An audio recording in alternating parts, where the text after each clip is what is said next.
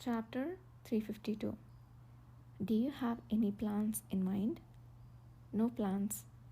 Kishir's response was succinct.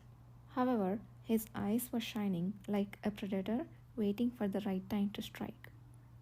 But if my guess is correct, thanks to the people we bought today, we might soon get what we want. The auction will be held again because of the people bought today. Yudhir's eyes narrowed at the very significant statement, and he became lost in thought. Ever also wore an expression that seemed to say she almost understood. Commander, it seems time for the other members who were outside to return, so I will take my leave. Thank you for the opportunity to enjoy delicious tea and cookies. What nonsense! This is but a trifle for saving many with your sharp observation. I appreciate the proper guidance today. After Ever left, Yudhir looked down at the almost empty cookie plate and swallowed the last remaining tea.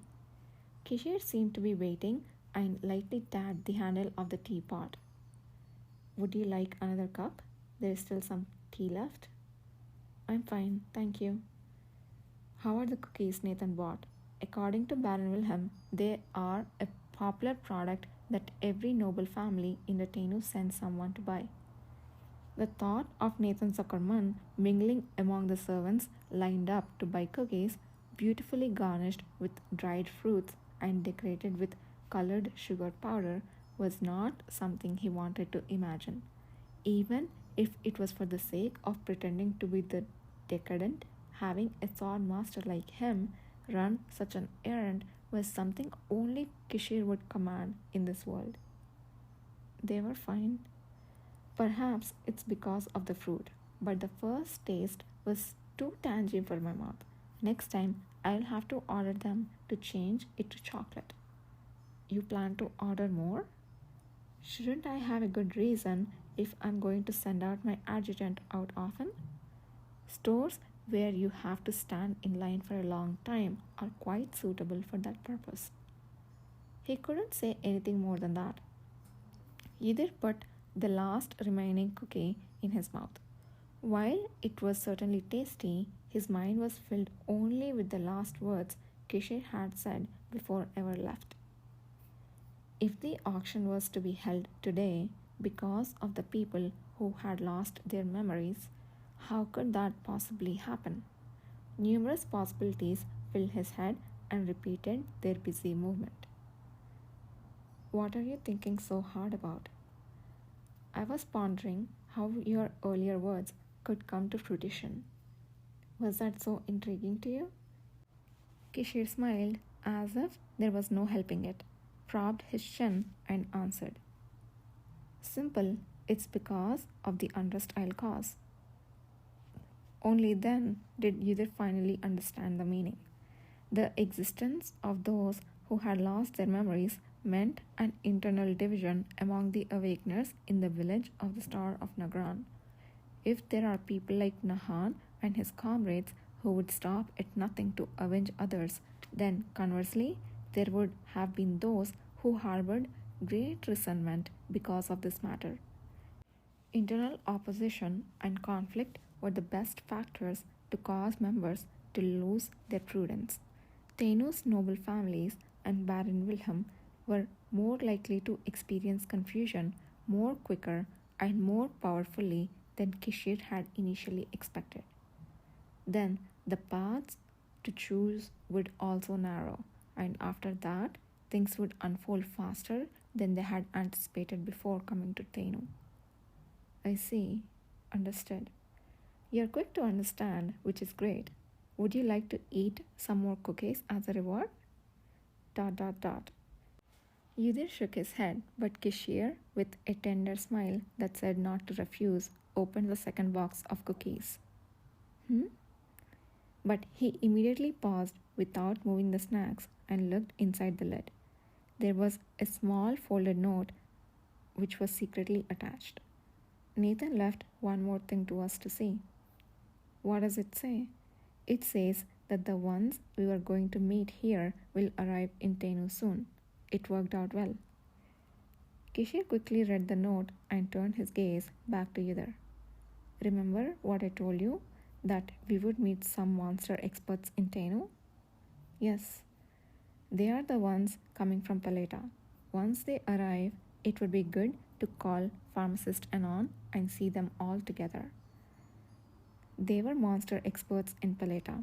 Even reflecting on his previous life's memories, their identity was not easily guessed. Yudhir felt a faint tension and nodded. I will pass on the message. The next morning in Tenu began with a different feeling. Sensing a faint tremor like an earthquake, Yudhir, who had opened his eyes alertly, looked around and saw Kashir, who was already awake. Did you feel it, Commander? It's not near here. Seems like an explosion occurred quite far away. Rising from his seat, Kishir opened the window and looked out. In no time, he returned with 3 small messenger birds in hand. The report is quick. Let's see where. While Kishir read the notes from a small pouch hanging from his leg, Yudhir gave water to the birds that cocked their heads. There has been a mysterious intrusion at the Tenu's Security Management Building and the Red Deer Consortium building we visited. The culprits haven't been caught, but they are being pursued now, and it seems a few guards and prisoners were injured.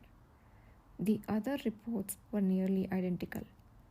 They were all sent by the Paleta Knights, who pretended to frolic and observe the situation outside Tenu. It must be Star of Nagran. Yes, but we can't know if those who invaded both places had the same intention. Yudhir guessed that at least those who invaded the Tenu security management team was undoubtedly looking for the ones who had lost their memories. Whether they meant to kill or silence them or find and rescue them belatedly was unclear, but sadly, they were a step too late. The memory lost ones were already here. Things started earlier than expected, but Baron Wilhelm won't contact us right away. Shall we feign ignorance and take our time here today? We can call the firstborn in the evening. Kishir smiled, folding the letter neatly. Moments later, only a small amount of ash remained in his palm. Yudhir rested all day with Kishir. Kishir, not caring at all about the noisy movements happening in the main building, played card games or chatted with other members in the reception room. Despite any sinister looks from Baron Wilhelm's servants, he remained by his male lover's side, laughing cheerfully. He was the very picture of a libertine duke. When evening came, Frill, cradling a cat and a book in his arms, came to dine with them. With polite manners, he thanked them for inviting both himself and the cat to dinner. Then took care of his younger sibling's meal first. Watching the cat open its tiny mouth to eat before picking up its spoon, he looked more like a parent than a sibling. Your Highness, you must have heard about the explosion incident today. Of course. It seems that Baron Wilhelm was in contact with the capital all day about the matter. My father seemed extremely angry that he still couldn't catch the people who killed the knights in the Great Serene Forest. On top of that, Tenu being violated. The fact that you are here means it's no longer a concern? Yes, thanks to the confusion, it was easy for me to get in touch with those I know. The people Pruel knew in Tenu were those who had worked under Baron Wilhelm for a long time, along with some nobles.